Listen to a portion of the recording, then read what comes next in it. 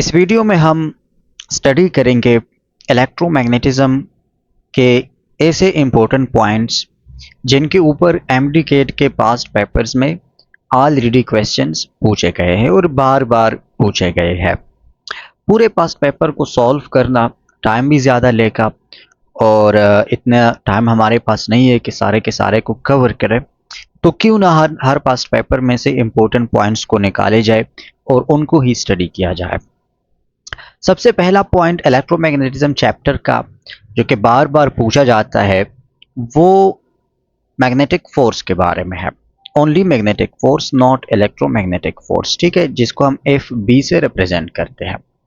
Question में हमें given होता है यूजुअली कि अगर किसी भी मैग्नेटिक फील्ड बी में डिफरेंट पार्टिकल्स, मुख्तलिफ पार्टिकल्स, ये पार्टिकल क्या क्या हो सकते हैं? ये इलेक्ट्रॉन हो सकता है, ये प्रोटॉन हो सकता है, ये न्यूट्रॉन हो सकता है, ये अल्फा पार्टिकल हो सकता है, ये बीटा पार्टिकल होता है। मुख्तलिफ पार्टिकल्स या सारे के सारे गिवन होते हैं, सारे तो नहीं, यूजुअली इनमें से 2 पार्टिकल्स या 3 पार्टिकल्स की कंपैरिजन होती है कि अगर इन पार्टिकल्स को एक साथ एक ही मैग्नेटिक फील्ड यानी सेम मैग्नेटिक फील्ड बी के अंदर सेम वेलोसिटी v के साथ same angle theta, usually theta या 90 डिग्री पर फेंका जाए या उसके अंदर ये एंटर कर जाए, तो कौन से पार्टिकल के ऊपर मैग्नेटिक फोर्स ज़्यादा एक्सपीरियंस करेगा?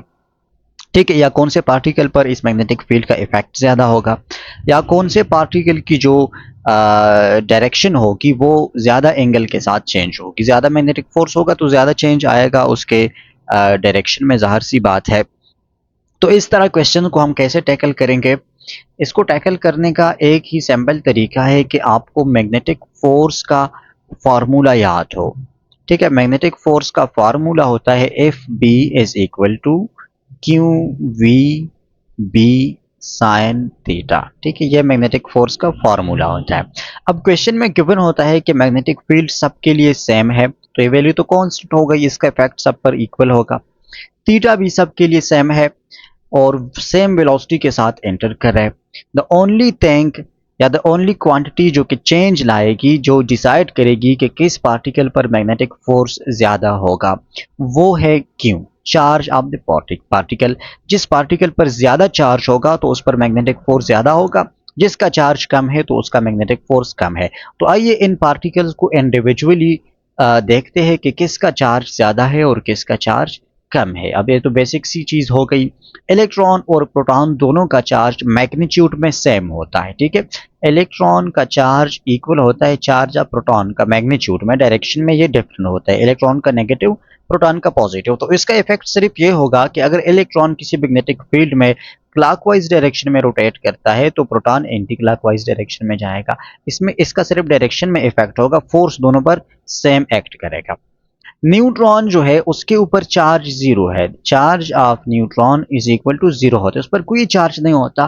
तो अगर इस फार्मूले में आप किसी भी वैल्यू को जीरो कर दे, चाहे चार्ज हो, चाहे वेलोसिटी हो, चाहे मैग्नेटिक फील्ड हो, चाहे आप साइन थीटा के वैल्यू को जीरो कर दे, जब थीटा इक्वल टू 0 डिग्री होती है तो साइन थीटा जीरो होती है, तो इस पूरा फोर्स जो है ना, फोर्स की वैल्यू इक्वल टू जीरो हो जाएगी, कोई फोर्स एक्ट नहीं करेगा, तो न्यूट्रॉन पर नो फोर्स होगा।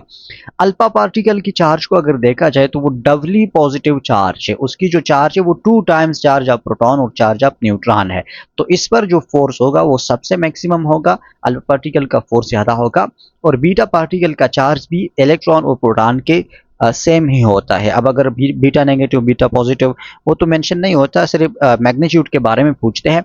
तो इन सब में से जो ग्रेटर फोर्स एक्ट करेगा वो अल्फा पार्टिकल पर होगा, उसके बाद बीटा, इलेक्ट्रॉन और प्रोटॉन, इन पर फोर्स सेम होगा, लेकिन इलेक्ट्रॉन और प्रोटॉन में याद रखिए कि ये दोनों मुख्तलिफ डायरेक्शन में या अपोजिट डायरेक्शन में ये मैग्नेटिक फील्ड के अंदर सर्कुलेट करेंगे और न्यूट्रॉन पर फोर्स इक्वल टू जीरो होगा। तो एक ये इंपॉर्टेंट कंसेप्ट है जिसके ऊपर क्वेश्चंस अक्सर पूछे जाते हैं। सेकंड इंपॉर्टेंट कंसेप्ट इस चैप्टर के अंदर वो पैरेलल वायर्स का है। ठीक है, 2 वायर्स है और दोनों एक दूसरे के पैरेलल पड़े हैं। अब अगर इन 2 वायर्स में करंट मूव करता है, जो करंट होता है वो अगर अपोजिट डायरेक्शंस में हो, अगर करंट अपोजिट डायरेक्शंस में हो तो इन दोनों वायर्स पर क्या इफेक्ट होगा, और अगर करंट सेम डायरेक्शन में फ्लो करता हो तो इन दोनों वायर्स पर क्या इफेक्ट होगा। तो याद रखिए, जब अपोजिट डायरेक्शन में करंट जाएंगे, एक में अगर इस डायरेक्शन में जा रहा है, दूसरे में इस डायरेक्शन में जा रहा है, तो दोनों का जो मैग्नेटिक फील्ड होगा वो भी अपोजिट होगा। और अपोजिट फील्ड्स क्या करते हैं, एक दूसरे को रिपेल करते हैं। तो अपोजिट डायरेक्शन में करंट कैरियंग वायर्स एक दूसरे को रिपेल करेंगे, और सेम डायरेक्शन में जो होंगे वो एक दूसरे को अट्रैक्ट करेंगे। इसको आप डिटेल में स्टडी कर सकते हैं इस पर लॉस को यूज करके, मतलब इसके मैग्नीट्यूड और डायरेक्शंस को फाइंड करके राइट हैंड रूल के थ्रू। जो तीसरा इंपॉर्टेंट कंसेप्ट है इस चैप्टर के बारे में, या इस चैप्टर में जो अक्सर क्वेश्चंस में आ जाता है, वो है राइट हैंड रूल का। ठीक है, राइट हैंड रूल इस चैप्टर में एक इम्पोर्टेंट टॉपिक है, जिसके थ्रू हम किस चीज़ को फाइंड करते हैं, डायरेक्शन ऑफ मैग्नेटिक फील्ड को फाइंड करते हैं, मैग्नेटिक फील्ड की डायरेक्शन, या जो है हम करंट की डायरेक्शन, अगर किसी करंट के बारे में हमें मैग्नेटिक फोर्स और बी की डायरेक्शन गिवन हो तो आई को फाइंड करेंगे, या आई और एफ की गिवन हो तो बी को फाइंड करेंगे, या एफ और आई का गिवन हो तो बी को फाइंड करेंगे, या बी और एफ का गिवन हो, मतलब दो गिवन होंगे थर्ड को हम फाइंड करेंगे। तो राइट हैंड रूल का को कैसे यूज करते हैं, उसमें तीन चीजें होती है। एक हम थंब को यूज करते हैं अपने, दूसरा हम जो है पॉइंटिंग फिंगर, या जो फर्स्ट फिंगर उसको बोलते हैं पॉइंटिंग फिंगर, और तीसरा हम यूज करते हैं मिडल फिंगर। तो ये तीन फिंगर्स हम क्या करते हैं, इसमें अरेंज करते हैं परपेंडिकुलर टू ईच अदर, ताकि सबके बिटवीन जो एंगल हो वो 90 डिग्री का हो। तो इसमें जो थंब है ये रिप्रेजेंट करता है मैग्नेटिक फील्ड को, जो पॉइंटिंग फिंगर है ये रिप्रेजेंट करते हैं करंट को, और जो मिडल फिंगर है ये रिप्रेजेंट करते हैं मैग्नेटिक फोर्स को। इसको थोड़ा सा वेरीफाई भी कर ले बुक से, अगर मैंने थोड़ा इधर उधर किया हो, क्योंकि इसको याद रखना थोड़ा मुश्किल हो जाता है। लेकिन राइट हैंड रूल पर भी बहुत सारे क्वेश्चंस आते हैं। नेक्स्ट टॉपिक जो इस चैप्टर के अंदर इम्पोर्टेंट है और उस पर क्वेश्चंस पूछे जाते हैं, वो टॉपिक है जनाब, अगर किसी करंट कैरियंग वायर को हम नॉन यूनिफॉर्म मैग्नेटिक फील्ड में रख दें, नॉन यूनिफॉर्म मैग्नेटिक फील्ड में अगर हम किसी करंट कैरियंग वायर को रख दे, तो जाहिर सी बात है वो जो कंडक्टर होगा उस पर मैग्नेटिक फोर्स होगा और वो मूव करेगा। अब ये मूवमेंट उसकी किस डायरेक्शन में होगी, इस मूवमेंट की डायरेक्शन को फाइंड करें। तो रिमेंबर, ये मूवमेंट होती है from the stronger magnetic field. Non uniform होगा तो किसी एक रीजन में वो स्ट्रॉन्गर होगा और एक रीजन में वो वीकर होगा, या किसी जगह इसकी मैग्नीट्यूड ज़्यादा होगी, किसी जगह की कम होगी।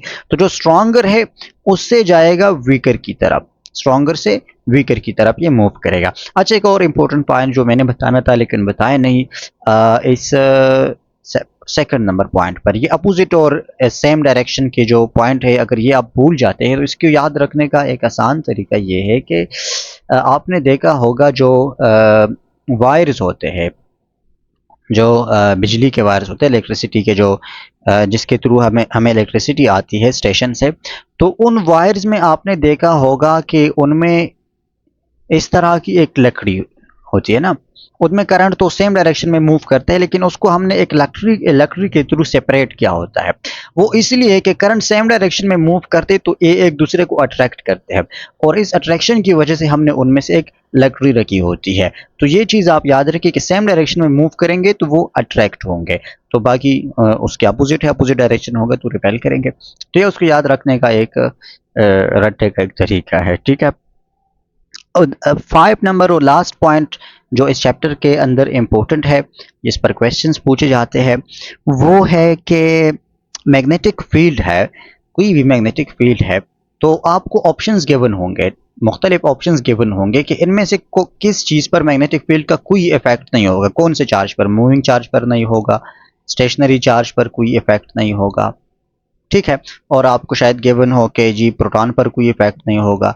ठीक है, तो याद रखिए कि मैग्नेटिक फील्ड का stationary charge velocity equal to 0 होगी, तो उस पर मैग्नेटिक फील्ड का कोई इफेक्ट नहीं होता। एक और पॉइंट पूछा जा सकता है इस चैप्टर के अंदर, वो ये है कि अगर मैग्नेटिक फील्ड लाइंस है और इसमें से किसी भी स्पेसिफिक पॉइंट पर मैंने मैग्नेटिक फील्ड की डायरेक्शन को फाइंड करेंगे तो वो किस डायरेक्शन में होती है, तो रिमेंबर वो होती है tangent to the line, tangent to the line. तो ये वो मोस्ट इंपॉर्टेंट क्वेश्चंस थे जो बार बार रिपीट हुए हैं आपके एमडी के टेस्ट में इलेक्ट्रोमैग्नेटिज्म के चैप्टर से, और भी इस सीरीज में हम आगे कवर करते रहेंगे।